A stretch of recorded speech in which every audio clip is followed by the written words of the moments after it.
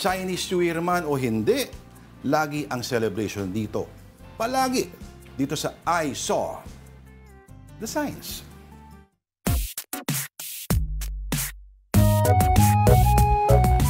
Okay, today's edition ay chat tayo. Una nating papakita, chat sender.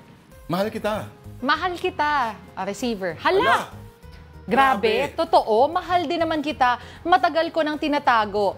Sabay send ng face na may hearts emoji pa. Sender naman, ipasa mo ito sa 20 katao sa loob ng 1 oras. Kapag hindi mo ito ginawa, magiging tinapay talaga. Tinapay talaga?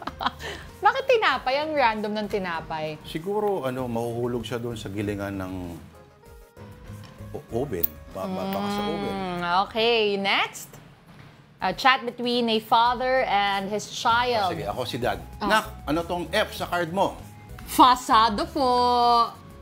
Dad, kala ko, perfect.